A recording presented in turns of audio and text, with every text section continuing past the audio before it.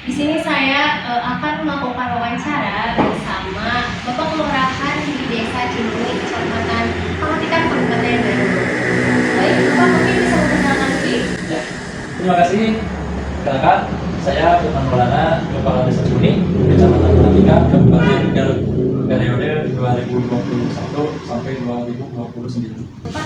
Bapak, sebelumnya selamat sore. Mohon maaf ganggu kesibukannya hari ini. Siap. Saya ingin bertanya Bapak terkait permasalahan kesehatan yang ada di wilayah Cimbui ini ya Pak. Iya. Di sini yang sering Bapak tangani sejauh ini masalah apa ya Pak biasanya? Ya, dari 2021 ketika saya diangkat menjadi kepala desa, di 2021 itu COVID sedang berlangsung, stunting pun ada, otomatis kita harus membagi pikiran juga timbul. Kita membagi untuk menyelesaikan supaya dua-duanya bisa terselamatkan. Nah, dan stunting ini kan bisa jadi kekurangan juga ada faktor utamanya kan. Yang keduanya dari usia pernikahan dini. Nah, ini untuk adik nih yang lagi kuliah nih, apresiasi tinggi. Mudah-mudahan bisa menjadi salah satu untuk tidak terjadinya stunting. Karena kalau kita di sini masih masuknya pedesaan juga, di pedesaan juga. Jadi pemahaman untuk masyarakat pun belum semuanya bisa berpikir secara luas. Pada intinya, kita mah sudah putus sekolah, sudah beda sekolah maksudnya, sudah SMA, udahlah kita mah apalagi kalau cewek mau kemana lagi, kalau tidak perlu lagi. Jadi pemikiran-pemikiran seperti itu masih ada. Nah, untuk mencegah hal seperti itu, untuk kita juga sebetulnya gini, di sisi lain, kalau kita menolak takut terjadi dari pandangan agama itu perzinahan, lebih baiknya dipertimbangkan untuk menghalalkan atau untuk menyelamatkan mereka. Tapi di sisi lain, secara penegakan bahwa untuk nikah dini itu belum bisa dilaksanakan juga, itu masih dalam konteks dilema. Kita pun juga mengatasi hal itu dengan MUI, dengan kecamatan, dengan KUA juga, bahkan dengan kabupaten pun saya sempat dikolaborasikan. Yang mana masuk ke ranah stuntingnya, orang-orang yang terkena itu kan sangat rentan dan perlu kita selamatkan. Terutama generasi kita ke depan, pas saja generasi kita ke depan dengan keadaan kondisinya yang memang tidak memungkinkan, otomatis kita harus cegah dulu, tangani dulu nih, dari mulai faktor penyebabnya sampai penanganannya seperti apa. Dia punya data, kesimpulan data, rangkuman data di 2021 terkait stunting dari usia 0 sampai 23 bulan. Itu ada 162 bayi.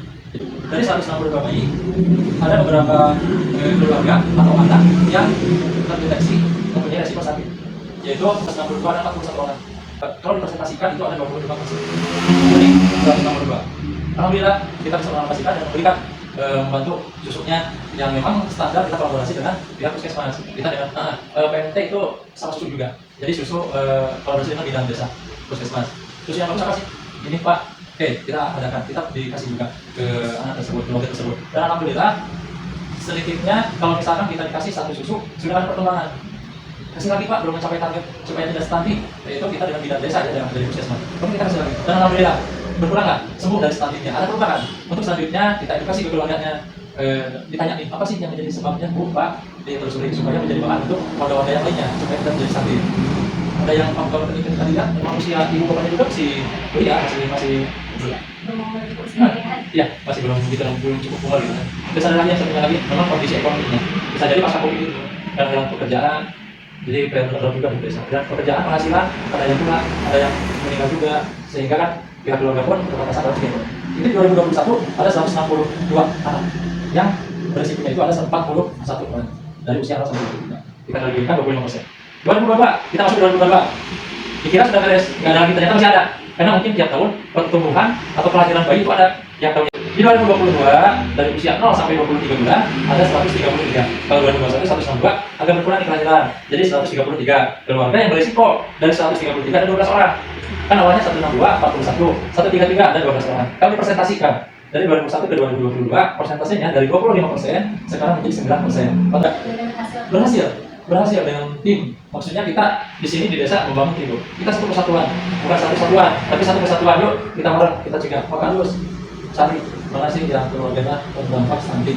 Kita lapor, kita eksekusi langsung, kasih penanganan. Seperti biasa, ditangani juga melalui koordinasi dengan puskesmas, dikasih susu juga, tambahan makanan tambahan yang memang bernutrisi atau bisa kaya dengan gizinya juga.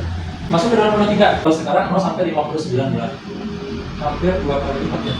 Dari usia itu 0 sampai 59 bulan total kelahiran atau anak ada 314. Keluarga yang berisiko hanya ada 24 orang dari 314. Kita presentasikan lagi 7,6%. Kita di 2024 sekarang meskipun tahun bulan belum beres nih, masih di bulan November ya sekarang, di bulan November. Usia 0 sampai 59 bulan tetap dengan kategori seperti itu, total anaknya itu bertambah lagi 360. Keluarga beresiko dari 360 sekarang ada 18 anak. Otomatis kalau dipresentasikan 5%-an kurang lebih. Jadi alhamdulillah untuk desa ini di sini ada penurunan. Setiap tahunnya alhamdulillah selalu mengalami penurunan. Penurunan dari stunting.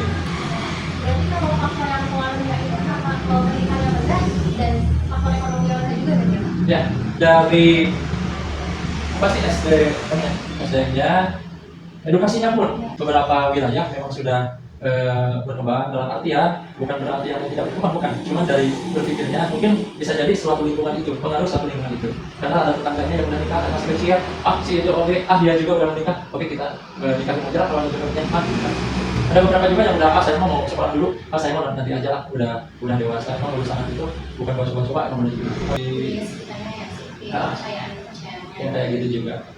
Ya kembali lagi kita selaku pemerintahan harus hadir di sana. Untuk apa? Mengedukasi. Melalui apa? Kita melalui pengajian, kita melalui posyandu, kita melalui silaturahmi, pendekatan terhadap lingkungan masyarakat. Jadi program-program untuk mengatasi hal itu tidak mesti dengan serius. Kita sambil main juga, ngobrol, sedikitnya mudah nyampe seperti itu. Di posyandu di sini terbilang sangat aktif ya? Alhamdulillah kita sangat aktif juga, karena kita berprinsip jangan sampai menunggu permasalahan itu terlalu besar. Justru kita harus jemput bola, yuk kita jemput bola supaya kita meminimalisir hal semacam itu. Nah, ini bisa dikatakan sebagai kayak kebijakan dari desa dan yang menjadi program unggulan di desa itu terkait menangani stunting itu dengan pemberian PTM dan juga pengedukasian dan pendidikan kepada masyarakat secara rutin seperti itu ya. Iya. Baik di posyandu maupun di pengajian. Pengajian ataupun kita berkunjung juga sambil kontrol wilayah. Rencana dari Bapak sendiri dan dari desa untuk kedepannya Pak terkait stunting, masih tetap akan mempertahankan programnya ini atau ada rencana lain nih untuk menjadikan stunting itu jadi zero stunting? Ya, ada ya jadi gara ya. Ya. Kita berupaya itu terus berupaya dengan program yang sama. Karena untuk stunting ini kalau menurut saya dari gambaran ya yang bisa saya baca itu sebetulnya kembali lagi sih orang tuanya. Saya tidak bisa berjalan sendiri ketika saya turun ke lapangan, minimalnya orang-orang yang mau nikah edukasi ada dari pihak Allah. Kita sudah sampaikan ke pihak Allah. Jadi sebelum mau menikah itu harus diedukasi dulu. Bahkan kita juga mendengar-dengar sekarang ada aturan yang baru, kalau yang mau nikah itu harus ke puskesmas dulu, dicegah dulu lah, dicek dulu kesehatannya atau apa dulu, supaya mungkin salah satunya penanganan stunting ini supaya tidak melebar. Gitu. Diminimalisir lah. Berarti kita itu sudah efektif ya Pak? Jadi Usaha kita sudah maksimal dan usaha kita pun untuk mencegah stunting targetannya zero. Udah pengen nol nggak ada, cuman kalau kembali lagi ke orang tua lagi. Kenapa kita kembali ke orang tua lagi? Nah, faktor ekonomi. Karena ketika susahnya sulitnya pekerjaan menjadikan sebuah keluarga itu saya tidak mau susah tidak mau kerja juga susah. Kita mah seadanya aja di sini. Tantangan juga. Kita juga berharap nih kebetulan ya bisa juga nih. Mudah-mudahan Pak Presiden yang baru ya mahasiswa nih, Pak Presiden yang baru, Bupati yang baru, Gubernur yang baru. Kita pemerintahan desa, pemerintahan yang ada di level paling bawah, kita juga menampung beberapa keluh kesah masyarakat, terutama dalam segi kerjaan. Kita mohon lapangan kerja seluas-luasnya. Jangan sampai adik-adik kita, generasi kita tidak memiliki kesempatan kerja dengan apa? Dengan aturan-aturan yang dibikin. Tolonglah pemuda, jangan dipersulit dengan segi aturan. Mudah-mudahan itu bisa menjadikan beberapa program dari desa berjalan. Kalau misalkan warganya memiliki penghasilan, memiliki pekerjaan. Yang tadi yang saya dikatakan sama Teteh di sini dari kampus Siliwangi ya, Tasik. Kita senang kedatangan mahasiswa menggali beberapa permasalahan yang ada di wilayah. Mudah-mudahan ke kita menjadi dasar catatan-catatan khusus untuk para pejabat tinggi yang ada di atas. Kita mohon ciptakan lapangan kerja seluas-luasnya. Jangan ada peraturan yang rumit. Tolong Pak Presiden, Pak Bupati, Pak Gubernur yang baru, wali kota yang baru juga semuanya. Mudah-mudahan nyampe nih. Ya, kita untuk para mahasiswa, kehidupan sebenarnya itu bukan di perkuliahan, tapi kehidupan sebenarnya itu setelah wisuda. Bukan berat pasti bakal dialami oleh para mahasiswa ketika sulit mendapatkan pekerjaan. Mudah-mudahan ini menjadi suatu catatan khusus untuk para petinggi yang ada di atas. Bapak, terima kasih banyak. Siap, sami-sami. Semoga aspirasi dan diskusi kita kali ini dapat sampai kepada instansi dan Amin. mereka semua. Amin, amin. Itu ya, Bapak. Salam buat Bapak dosennya, Ibu dosennya. Salam perjuangan dari mantan mahasiswa. Dulu juga saya sempat jadi kayak DT. Satu yang harus menjadi catatan khusus untuk para mahasiswa, untuk teman-teman yang lain sampaikan. Bangun diri kita dari sekarang. Karena orang yang sukses tidak instan, bukan mie. Karena kita itu orang yang sukses tidak mudah dan tidak instan. Kita harus membangun fondasi dari sekarang. Sekarang bangun fondasi dengan apa? Kuliah yang benar. Ingat, tanamkan dalam hati bahwa orang tua membiayai kita dengan berbagai cara untuk kita sukses, bisa terlihat wisuda dan sampai mendapatkan pekerjaan. Salam hangat buat semuanya. Bapak, sekali lagi terima kasih banyak. Siap. Semoga program kebijakan yang telah dan sedang dilakukan ini dapat terus berkembang dan menghasilkan Amin. stunting dengan zero. Amin. Amin. Mungkin sekian diskusi kita kali ini bersama Bapak Firman Maulana.